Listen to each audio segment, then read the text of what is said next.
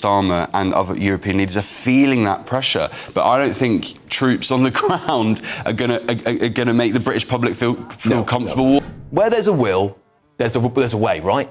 But this constant failure to grasp the illegal migration issue is leading to more and more questions. Angela Rayner just claimed Britain can afford to send billions to Ukraine while 2,000 migrants crossed our channel in a single week. Did you catch how she stumbled when asked about domestic security priorities? In this explosive interview, Rayner's rehearsed talking points collapsed under basic questioning about Labour's spending choices. The timestamps don't lie. Watch as she tries to justify prioritising foreign funding while our own borders remain dangerously unprotected.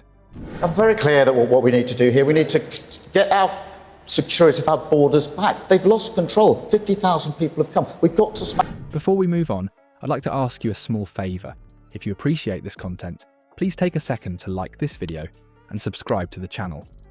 Over 98% of you watch the videos without subscribing. It costs you nothing, but it makes a huge difference to us. So, did you click the subscribe button? Great, thank you so much. Now, back to the video. Did you catch the moment Angela Rayner confidently declared pensioners are better off than they were under the Tories? It's the kind of brazen claim that leaves you wondering if she's living in the same country as the rest of us. In her interview, Rayner pointed to what she called a real cash terms increase of around 7%, as evidence of Labour's supposed generosity toward the elderly. But let's examine what's happening on the ground, shall we? This winter, thousands of Britain's elderly face an impossible choice that Rayner conveniently glossed over: heat their homes or put food on the table. It's not just a figure of speech. It's the brutal reality confronting pensioners who have worked their entire lives only to be abandoned by a government that claims to champion the working class. The interviewer didn't let this slide, methodically dismantling Rayner's rehearsed talking points with persistent questioning. What emerged was particularly damning. While Rayner boasted about pension increases, she remained conspicuously silent about Labour's slashing of the winter fuel allowance, a critical lifeline the previous Conservative government had specifically enhanced to help vulnerable pensioners manage soaring energy costs. Even more astonishing was Rayner's attempt to use the previous government's 11.2% inflation peak as evidence that pensioners are somehow better off now.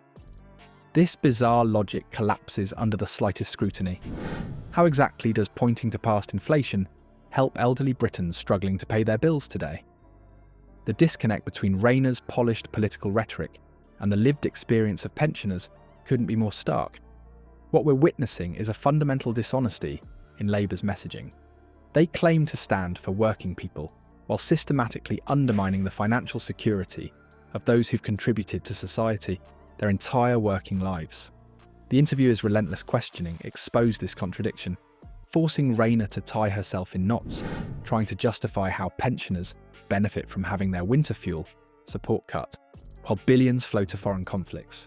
The billions flowing to foreign conflicts while Rayner struggled to justify cutting pensioner support is just the beginning of Labour's misplaced priorities. When directly challenged about sending £3 billion annually to Ukraine, while thousands of migrants cross the channel, Rayner's facade of competence completely crumbled. And we are giving illegal migrants great incentives to come, that you get a hotel, you don't get detained. The stark contradiction between her rhetoric about protecting citizens and her government's actions couldn't be more damning. The most astonishing moment came when the interviewer confronted her with an alarming statistic.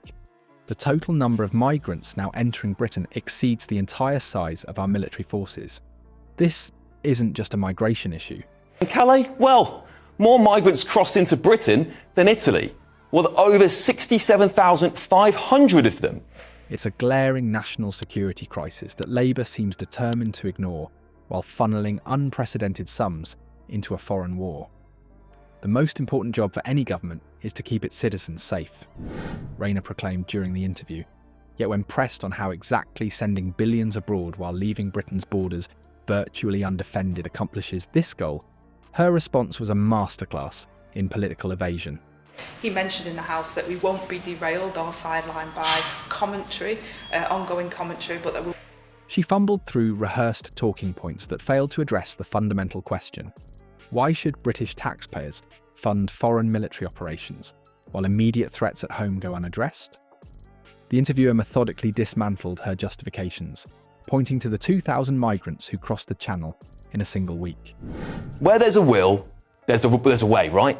But this constant failure to grasp the illegal migration issue is leading to more and more questions.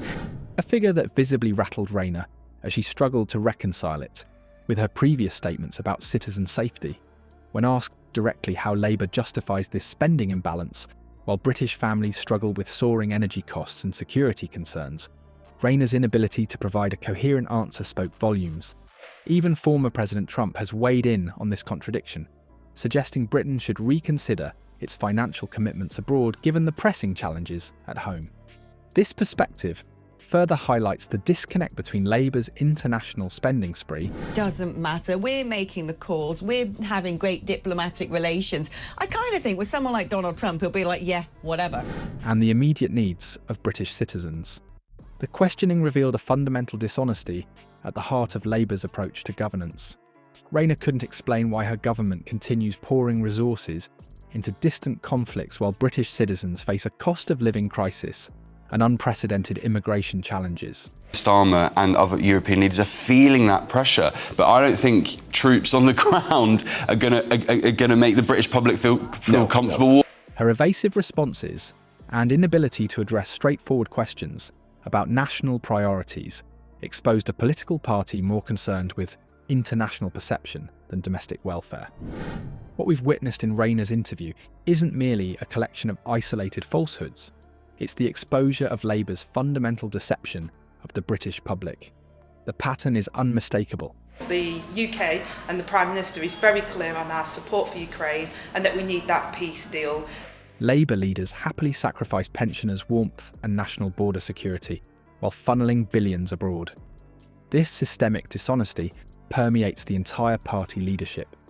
How can we trust a government to secure our borders when they can't even acknowledge the basic truth about our elderly struggling through winter? Got 3 times interest rates have been cut. That's the difference between stability with Labour and instability with the party opposite. Rayner's inability to justify her contradictory positions reveals a government that has abandoned its primary responsibility, protecting British citizens first.